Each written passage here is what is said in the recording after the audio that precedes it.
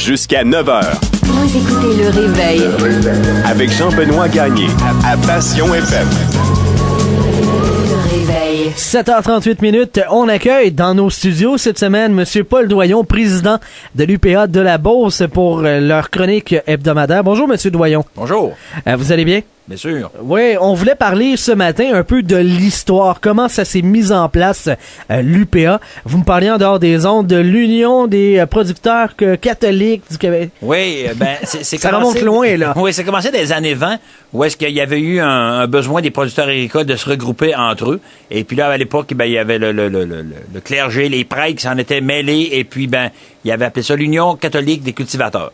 Ça a été des années 20 jusqu'aux années 70, qui est devenu l'UPA plus tard. Et pourquoi ça s'est transformé? Parce qu'il y avait plus rien que des catholiques qui étaient agriculteurs? Non, ben là, c'était le début de la laïcité, je pense. Là, ils ont enlevé les chapelets des fermes, c'est ça, hein? Ben ouais, on pourrait dire ça comme ça. Parlez-nous un petit peu de la structure de l'UPA, parce que ça, c'est une chose, les gens comprennent pas nécessairement, parce qu'il y a plusieurs paliers de représentation. Absolument. Un producteur agricole qui est producteur dans le coin de, mettons, Lac-Etchemin, ben lui, il est représenté comme à deux niveaux. Premièrement, par le niveau territorial, son syndicat local de la MRC des Etchemins. On est justement en restructuration au niveau des MRC. Et puis, il est représenté, s'il est producteur de lait, par son syndicat des producteurs de lait. Et s'il est producteur de sirop, il est présenté aussi au niveau du syndicat des producteurs de sirop. Ça fait que il y a deux niveaux de représentation. Puis ça, cette représentation-là est aussi au niveau régional qu'au niveau provincial. OK. Autrement dit, plus tu fais des tâches différentes, plus tu risques d'avoir des syndicats impliqués. Si tu fais du sirop, si tu fais du porcin, tu fais du lait, tu peux être représenté par plusieurs paliers. Absolument. Qui dirige l'UPA? Qui prend au final les décisions? Ben, tu as une structure au niveau local, au niveau d'une MRC, où est-ce que il y a des gens qui sont élus. Au niveau régional, comme à l'UPA de la Beauce, qui va devenir dans les prochaines semaines l'UPA de Chaudière-Appalaches. C'est un niveau régional. Par ça, tu as le niveau provincial, où est-ce que c'est M. Marcel Groslot, le président provincial, avec les bureaux à Longueuil, comme on connaît. OK. Et tout ça fonctionne avec des votes, tout ça est démocratique? Oui, absolument. Tout est démocratique. C'est des producteurs agricoles qui occupent tous ces postes-là. C'est pas une structure à laquelle on s'est donné beaucoup de fonctionnaires. C'est beaucoup des producteurs qui s'impliquent dans leur structure. Et puis, c'est élu de façon démocratique. Il y a plusieurs mythes par rapport à l'UPA et on va essayer d'en regarder quelques-uns pour démystifier. Moi, j'en ai un total de 8. Êtes-vous prêts? On va poser des questions par rapport à ça. Ouais. OK, allons-y.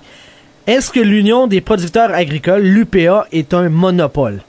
Non, c'est pas un monopole. On appelle ça une accréditation unique. Puis c'est pas le seul syndicat dans la province qui a une accréditation unique. L'Union des artistes, il n'y en a rien qu'un. Hein? Les médecins, il n'y en a rien qu'un. C'est une accréditation unique. Et puis, c'est pas venu comme ça. Il a fallu faire des démarches auprès de la Régie des marchés agricoles des années 70, référendum, toute cette histoire-là. C'est un petit peu long, mais si on veut faire les 8, il faut y aller vite. Est-ce qu'on est obligé d'être dans l'UPA? On n'est pas obligé de signer notre carte de membre, mais dans la mesure où est-ce qu'on est reconnu producteur agricole au sens de la loi des producteurs agricoles, ben tu dois cotiser à l'association, le syndicat qui a l'accréditation. Comme si on était travailleur dans une mine de fer, on serait représenté par des métallos, on n'aurait pas le choix de cotiser. Quatrième question, l'accréditation de l'UPA, est-ce que c'est octroyé à vie? Non. Régulièrement, la Régie des marchés agricoles pourrait demander à l'UPA de faire la preuve comme de quoi elle est encore représentative de ses membres. Mais par contre, au fil du temps, les syndicats locaux, comme on parlait tout à l'heure, ont toujours fait un job de recrutement. Fait que là, on a 95 au-dessus de % des membres, des producteurs agricoles qui sont membres. Qu'est-ce qui se passe avec le 5% manquant? Ben, ils sont pas membres, et puis c'est tout, là, mais ça fait en sorte que la Régie des marchés agricoles a jamais demandé à l'UPA depuis de nombre d'années de faire un nouveau référendum ou des choses comme ça. L'un des mythes par rapport aux prises de décision, c'est le fait que ça soit pas démocratique. Tantôt, on en parlait, ce l'est en principe. Oui, mais c'est un modèle où est-ce que c'est que ça se fait par des réunions. Comme on dit toujours, si tu vas pas à réunion, ben il y a quelqu'un qui décide pour toi. C'est le même, ça marche. Ça, c'est sûr. C'est comme voter aux élections. Si tu votes pas, t'as pas le droit de chialer. C'est ça. Ça finit là. L'UPA, est-ce que ça représente juste les grosses fermes, les gros producteurs ou même les plus petits ont leur mot à dire? Non, ben ça représente tout le monde. Puis quand on disait tantôt l'accréditation syndicale unique, ben il est venu avec ça une obligation de représenter tout le monde. Ça fait que le petit producteur de lapins dans le village un peu lointain, ben il est représenté, puis s'il y a un problème, on doit répondre à ce gars-là et puis s'occuper de cette personne-là.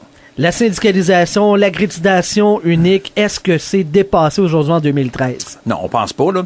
C'est sûr qu'il y a du questionnement. Là, on a modifié nos structures dans les dernières années où est-ce qu'on est passé au niveau des territoires des MRC, au territoire des régions administratives pour les fédérations régionales. Non, on pense pas que c'est dépassé. Je pense qu'il y aura toujours de la place pour une organisation où est-ce que c'est qu'il y a du monde qui se regroupe. Comme on dit tout le temps, tout seul, on va plus vite, mais ensemble, on va plus loin. Oui, c'est vrai. Un gros merci, M. Doyon. C'est déjà tout ce qu'on a pour la chronique de cette semaine. On se reparle la semaine prochaine. Est-ce que vous savez un peu déjà la thématique qu'on va aborder? J'ai pas mes notes là. On va le savoir. La semaine prochaine, on va le savoir. C'est bon, parfait. Un gros merci, M. Doyon.